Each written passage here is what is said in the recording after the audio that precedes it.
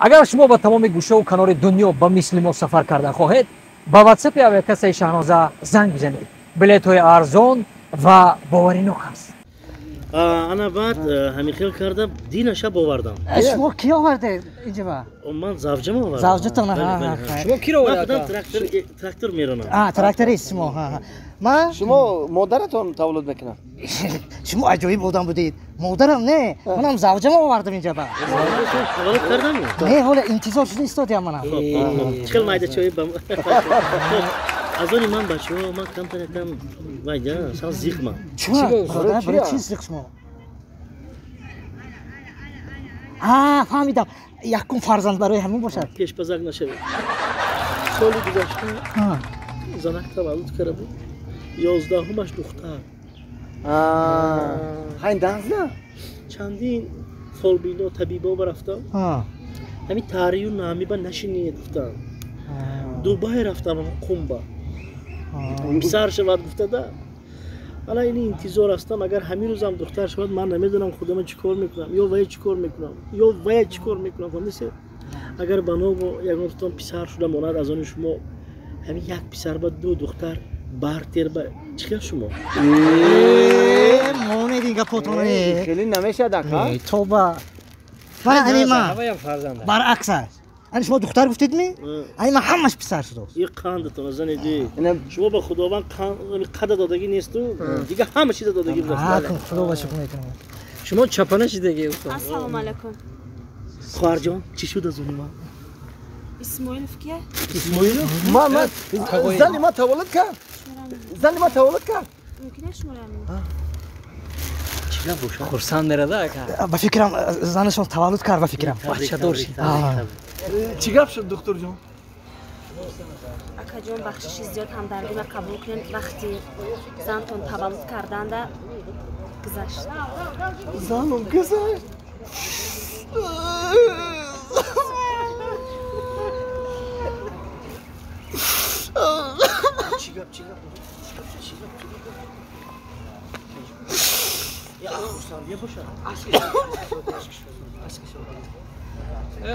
این با فکرم عشق شادی کردم و یا نه عشق شادی این خیلی نمیشه. باید نگاه کنید باری جامش که تو پاک کرد چشمش یا فقیر آب شد.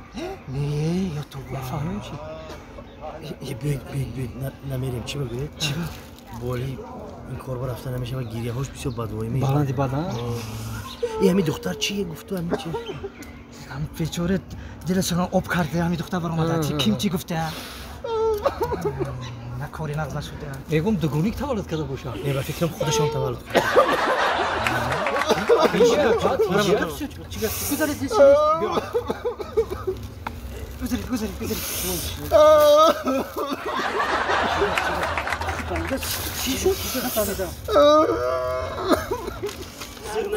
تقدیر همین بود اکا جان شما رو همین میگی نه اکا جان زیر نشوید بندگی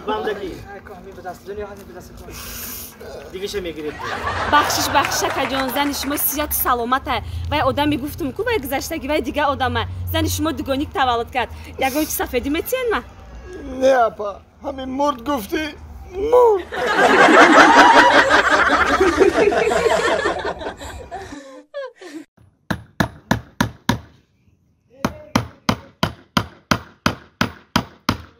بدر یا دیگه کو مستحکم شید یک تا دیگه اینجا شمونو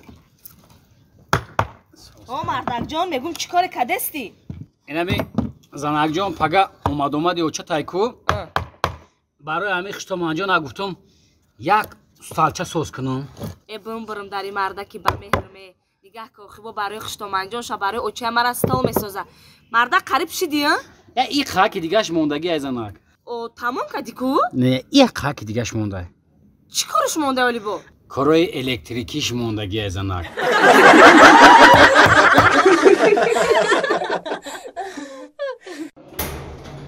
یه برنگ گوشه نه خطابم خورده کنم بیزار شده بایشم با من برم ای خونه اکای سادی چی گفت؟ چه گفت کار کردی؟ باور که بیزار شدم این خونه. ما میرم. ای به من یانگر گام بزنم مخی. نه یانگر چی گام بزنی؟ بخیر چی گفت اگه خیلی کار کردی؟ باور که همسایه جان همین خونه رو پری ترکان لغت کرده.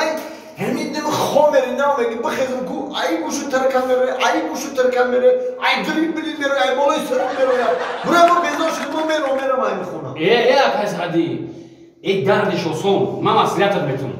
این مسئولیت چی مسئولیتی همش کردم نشده. که مسئولیتت میتونم همش میبرویم میروم مسئولیتت میتونم. چخیلی مسئولیت؟ این خونت که دور اومدی بگو کی این خونت بلند در این خونه هیچ نیست بخرم گیش نموندم در این خونه هیچ نیست گیش نموندم گفتم بگی او خچو ایزو میکشم میبرویم میروم. بودم خیلی بگو من در این خونه هیچ نیست گیش نموندم در این خونه هیچ نیست گیش نموندم میبرویم میروم ایزو میکشم میبرویم میروم. سلامت باشی خیلی گیزدگی نکنی کار نکرد اوسون ای کورش سلامت باشی.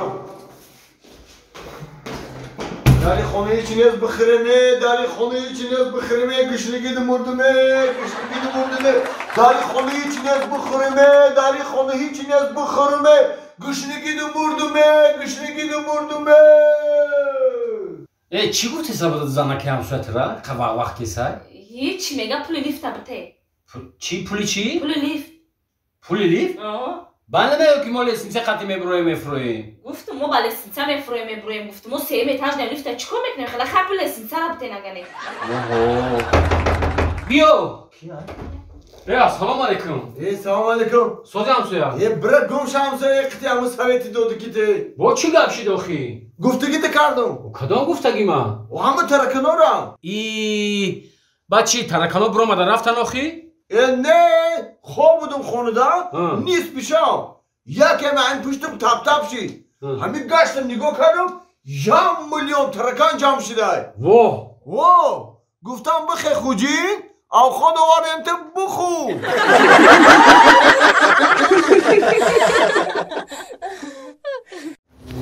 بین منیجا همین در نصیبت میبود اصلا 1 سومونی بین که صاحبی ماشین در 1 سومونی صاحبی ماشین بی مرسدس با 1 سومونی تاد میکنن مرسدس 1 سومونی دا صاحبی مرسدس شد.